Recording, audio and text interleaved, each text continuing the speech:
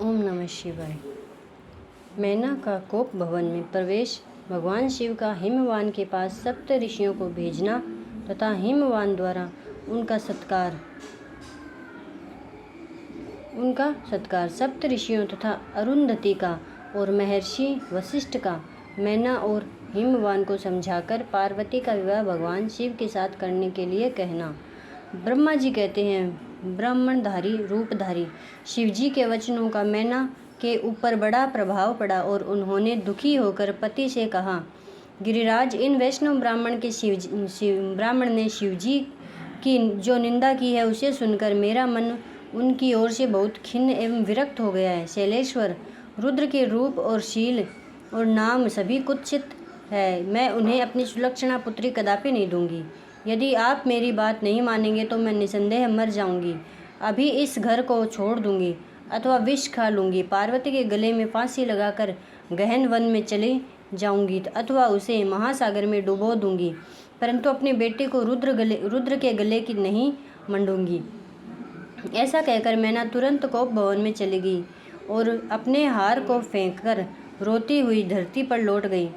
इधर भगवान शिव को इस बात का पता लगा, तब उन्होंने अरुंधति सहित सप्त ऋषियों को बुलाया तथा मैना के पास जाकर उन्हें समझाने की आज्ञा दी। शिवजी का आदेश प्राप्त कर भगवान शिव को नमस्कार करके वे दिव्य ऋषि आकाश मार्ग से उस स्थान को चल दिए जहाँ हिमवान की नगरी थी।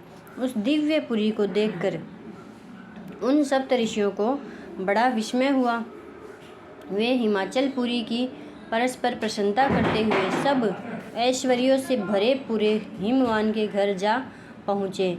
उन सूर्य तुल्य तेजस्वी सातों ऋषियों को दूर से आकाश के रास्ते आते देख हिमवान को बड़ा विस्मय हुआ। वे बोले, ये 7 सूर्य तुल्य तेजस्वी मुनि मेरे पास आ रहे हैं। मुझे प्रयत्नपूर्वक इस समय इनकी पूजा करनी चाहिए। सबको सुख देने वाले हम गृहस्थ लोग धन्य हैं, जिनके घर पर ऐसे महात्मा पदार्पण किया करते हैं। ब्रह्मा जी कहते हैं, इसी समय वे मुनि आकाश से उतरकर पृथ्वी पर खड़े हो गए। उन्हें सामने देख हिमवान बड़े आदर के साथ आगे बढ़े और हाथ जोड़ मस्तक झुकाकर उन सप्त ऋषियों को प्रणाम करने के पश्चात उन्होंने बड़े सम्मान के साथ उन सबकी पूजा की तथा उन्हें आगे करके कहा, मेरा गृह आश्रम आज धन्य हो गया। यूँ कहकर उन्हें बैठने के लिए भक्तिपूर्वक आसन लगा कर दिया। जब वे आसनों पर बैठ गए तब उनकी आज्ञा लेकर हिमवान भी बैठे और वहाँ उन ज्योतिर्मय महर्षियों से इस प्रकार बोले। हिमवान ने कहा, आज मैं धन्य हूँ, कृतकृत्य हूँ। मेरा जीवन सफल हो गया। मैं लोक में बहुत से तीर्थों की भांति दर्शनीय बन गया, क्योंकि आप जैसे विष्णु रूपधारी महात्मा मेरे घर पधारे हैं। आप लोग पूर्ण काम हैं। हम दीनों के घरों में आपका क्या काम हो सकता है। तथापि मुझ सेवक के योग्य यदि कोई कार्य है तो कृपा पूर्वक उसे अवश्य कहे। उसे पूर्ण करने से मेरा जीवन सफल हो जाएगा। ऋषि बोले, शैलराज, भगवान शिव को जगत का पिता कहा गया है और शिवा जगन माता मानी गई है। अतः तुम्हें महात्मा शंकर को अपनी कन्या देनी चाहिए। हिमालय ऐसा करके तुम्हारा जन्म सफल हो जाएगा तथा तुम जगत गुरु के भी गुरु हो जाओगे, इसमें संशय नहीं। मुनीश्वर सप्तऋषियों का यह वचन सुनकर हिमवान ने दोनों हाथ जोड़ उन्हें प्रणाम करके इस प्रकार कहा। हिमालय बोले, महाभाग सप्तऋषियों, आप लोगों ने जो बात कही है उसे शिव की इच्छा से मैंने पहले से ही मान रखा था, किंतु प्रभो, इन दिनों एक वैष्णव धर्मी ब्राह्मण आकर भगवान शिव के प्रति प्रसन्नता पूर्वक बहुत सी उल्टी बातें बताई है। तभी से शिवा की माता अज्ञान भ्रष्ट हो गया है। वे अपनी बेटी का विवाह उस योगी रुद्र के साथ नहीं करना चाहती। ब्राह्मणों, ये बड़ा भारी हट करके मेरे मेले कपड़े पहन कोप भवन में चली गई और समझाने पर भी समझ नहीं रही। मैं भी उस वैष्णव ब्राह्मण की बात सुनकर ज्ञान भ्रष्ट हो गया हूँ। आपसे सच कहता हूँ, भिक्षुक रूपधारी महेश्वर को बेटी देने की मेरी भी अब इच्छा नहीं है। ब्रह्मा जी कहते हैं, नारद, मुनियों के बीच बैठे हुए शैलराज शिव की माया से मोहित हो उपयुक्त बात कहकर चुप हो रहे। तब उन सभी सप्त ऋषियों ने शिव की माया शिव की माया की प्रशंसा करके मेनका के पास अरुंधति को भेजा। पति की आज्ञा पाकर ज्ञानदायिनी अरुंधति देवी तुरंत उस घर में गई जहाँ मैना और पार्वती थी। जाकर उन्होंने देखा मैना शोक से आकुल और पृथ्वी पर पड़ी है। तब उन साध्वी देवी ने बड़ी सावधानी के साथ मधुर एवं हितकर बात कही। अरुंधति बोली, साध्वी रानी मैन के उठो, मैं अरुंधति तुम्हारे घर में आई हूँ तथा दयालु सप्तऋषि भी पधारे हैं। अरुंधति का स्वर सुनकर मेनका शीघ्र उठ गई और लक्ष्मी जैसी तेजस्विनी उन पतिव्रता देवी के चरणों में मस्तक रखकर बोली। मैना ने कहा, अहो हम पुण्य जन्मा जीवों को आज यह किस पुण्य का फल प्राप्त हुआ है कि हमारे इस घर में जगत श्रेष्ठा ब्रह्मा जी की पुत्र वधू और महर्षि वशिष्ठ की पत्नी पधारी है। देवी आप किस लिए आई है यह मुझे बताइए। मैं और मेरी पुत्री आपकी दासी के समान हैं, आप हम पर कृपा कीजिए। मेनका के ऐसा कहने पर साध्वी अरुंधति ने उनको बहुत अच्छी तरह समझाया बुझाया और उन्हें साथ ले वे प्रसन्नतापूर्वक उस स्थान पर आई जहाँ वे सप्तऋषि विद्यमान थे।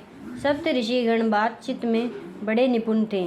उन सब ने भगवान शिव के युगल चरणारविंदों का स्मरण करके शैलराज को समझाना आरंभ किया। ऋषि बोले, शैलेंद्र हमारा शुभकारक वचन सुनो। तुम पार्वती का विवाह शिव के साथ कर दो और संहार करता रुद्र के स्वसुर हो जाओ। शंभु सर्वेश्वर है, वे किसी से याचना नहीं करते। स्वयं ब्रह्मा जी ने तारकासुर के विनाश के लिए एक वीर पुत्र उत्पन्न करने के उद्देश्य को लेकर भगवान शिव से यह प्रार्थना की है कि वे विवाह कर ले। भगवान शंकर तो योगियों के शिरोमणि हैं, वे विवाह के लिए उत्सुक नहीं हैं। केवल ब्रह्मा जी की प्रार्थना से ही वे महादेव तुम्हारी कन्या का पाणी ग्रहण करेंगे। तुम्हारी पुत्री ने जब तपस्या की थी उस समय उसके सामने उन्होंने उससे विवाह की प्रतिज्ञा कर ली थी। इन्हीं दो कारणों से वे योगीराज शिव विवाह करेंगे। ऋषियों की यह बात सुनकर हिमालय हंस पड़े और कुछ भयभीत हो विनय पूर्वक बोले। हिमालय ने कहा, मैं शिव के पास कोई राजोचित सामग्री नहीं देखता हूँ। उनका न कोई घर है, न ऐश्वर्य, न कोई स्वजन, न बंधु बांधव। मैं अत्यंत निर्लिप्त योगी को अपनी बेटी देना नहीं चाहता।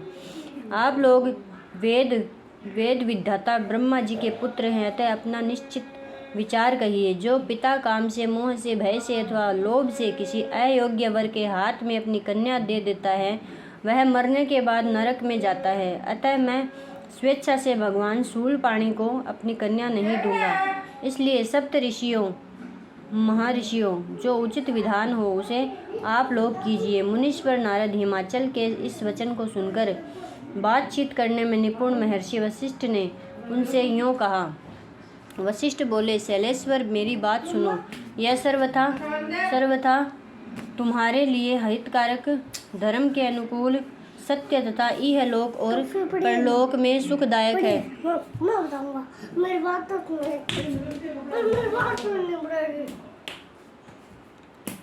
शैलराज लोक तथा वेद में 3 प्रकार के वचन उपलब्ध होते हैं। सशस्त्र पुरुष अपनी निर्मल ज्ञान दृष्टि से उन सब प्रकार के वचनों को जानता है। एक तो वह वचन जो तत्काल सुनने में बड़ा सुंदर लगता है परंतु पीछे वह असत्य एवं हितकारक सिद्ध होता है। ऐसा वचन बुद्धिमान शत्रु ही करता है, उससे कभी हित नहीं होता। दूसरा वह है जो आरंभ में अच्छा नहीं लगता, उसे सुनकर वह प्रसन्नता ही होती है परंतु परिणाम में वह सुख देने वाला होता है। इस तरह का वचन कहकर दयालु धर्मशील बांधवजन ही कर्तव्य का बोध कराता है। तीसरी श्रेणी का वचन वह है जो सुनते ही अमृत के समान मीठा लगता है और सब काल में सुख देने वाला होता है। सत्य ही उसका सार होता है, इसलिए वह हितकारक हुआ करता है। ऐसा वचन सबसे श्रेष्ठ और सबके लिए अभिष्ट है। शैलराज, इस तरह नीति शास्त्र में 3 प्रकार के वचन कहे गए हैं। इन तीनों में से तुम्हें कौन सा वचन अभिष्ट है बताओ, मैं तुम्हारे लिए वैसा ही वचन कहूँगा। भगवान शंकर संपूर्ण देवताओं के स्वामी हैं, उनके पास ब्रह्म संपत्ति नहीं है। इसका कारण यह है कि उनका चित्त एकमात्र ज्ञान के महासागर में मग्न रहता है, जो ज्ञानानंद स्वरूप और सब के ईश्वर है। उन्हें लौकिक ब्रह्मा वस्तुओं की क्या इच्छा होगी। गृहस्थ पुरुष राज्य और संपत्ति से सुशोभित होने वाले वर को अपनी पुत्री देता है, क्योंकि दीन दुखी को कन्या देने से पिता कन्या घाती होता है, उसे कन्या के वध का पाप लगता है। कौन जानता है कि भगवान शंकर दुखी है। कुबेर जिनके किंकर है, जो अपनी भ्रूभंग की लीला मात्र से संसार के सृष्टि और संहार करने में समर्थ है, जिन्हें गुणातीत परमात्मा और प्रकृति से परे परमेश्वर कहा गया है। सृष्टि पालन और संहार करने वाली जिनकी त्रिविध मूर्ति ही ब्रह्मा विष्णु और हर नाम धारण करती है, उन्हें कौन निर्धन अर्थात दुखी कह सकता है। ब्रह्मलोक में निवास करने वाले ब्रह्मा, क्षीर सागर में रहने वाले विष्णु तथा कैलाशवासी हर, ये सब शिव की ही विभूतियाँ हैं। शिव से प्रकट हुई प्रकृति भी अपने अंश से 3 प्रकार की मूर्तियों को धारण करती है। जगत में लीला शक्ति से प्रेरित हो वह अपनी कला से बहुत सा रूप धारण करती है। समस्त वांग्मय की अधिष्ठात्री देवी वाणी उनके मुख से प्रकट हुई है और सर्व संपत् स्वरूपिणी लक्ष्मी वक्षस्थल से आविर्भूत हुई है, तथा शिवा ने देवताओं के एकत्र हुए तेज से अपने को प्रकट किया था और संपूर्ण दानवों का वध करके देवताओं को स्वर्ग की लक्ष्मी प्रदान की थी। देवी शिवा कल्पांतर में दक्ष पत्नी के उदर से जन्म ले सती नाम से प्रसिद्ध हुई और हर को उन्होंने पति के रूप में प्राप्त किया। दक्ष ने स्वयं ही भगवान शिव को अपनी पुत्री दी थी। सती ने पति की निंदा सुनकर योग बल से अपने शरीर को त्याग दिया था। वे ही कल्याण में सती अब तुम्हारे वीर्य और मैना के गर्भ से प्रकट हुई है। शैलराज, ये शिवा जन्म जन्म में शिव की ही पत्नी होती है। प्रत्येक कल्प में बुद्धि रूपा दुर्गा ज्ञानियों की श्रेष्ठ माता होती है। ये सदा सिद्धदायिनी और सिद्ध रूपिणी है। भगवान हर चिता भस्म के रूप में सती के अस्थि चूर्ण को ही स्वयं प्रेम पूर्वक अपने अंगों में धारण करते हैं। अतः गिरिराज, तुम स्वेच्छा से ही अपनी मंगलमयी कन्या को भगवान हर के हाथ में दे दो। तुम यदि नहीं दोगे तो वह स्वयं प्रियतम के स्थान में चली जाएगी। देवेश्वर शिव तुम्हारी पुत्री का अनंत क्लेश देखकर ब्राह्मण के रूप में इसकी तपस्या के स्थान पर आए थे और इसके साथ विवाह की प्रतिज्ञा करके इसे आश्वासन एवं वर देकर अपने आवास स्थान को लौट गए थे। गिरे, पार्वती की प्रार्थना से ही शंभु ने तुम्हारे पास आकर इसके लिए याचना की और तुम दोनों ने शिव भक्ति में मन लगाकर उनकी उस याचना को स्वीकार कर लिया था। गिरीश्वर, बताओ फिर किस कारण से तुम्हारी बुद्धि विपरीत हो गई। भगवान शिव ने देवताओं की प्रार्थना से प्रभावित होकर हम सब ऋषियों को और अरुंधति देवी को भी तुम्हारे पास भेजा है। हम तुम्हें यही शिक्षा देते हैं कि तुम पार्वती को रुद्र के हाथ में दे दो। गिरे, ऐसा करने पर तुम्हें महान आनंद प्राप्त होगा। शैलेंद्र, यदि तुम स्वेच्छा से अपनी बेटी शिवा को शिव के हाथ में नहीं दोगे तो भावी के बल से ही इन दोनों का विवाह हो जाएगा। तात, भगवान शंकर ने तपस्या में लगी हुई पार्वती को ऐसा ही वर दिया है।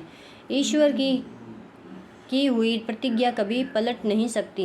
गिरिराज, ईश्वर के वश में रहने वाले समस्त साधु पुरुषों की भी प्रतिज्ञा का संसार में किसी के द्वारा उल्लंघन होना कठिन है, फिर साक्षात ईश्वर की प्रतिज्ञा के लिए तो कहना ही क्या। ओम नमः शिवाय।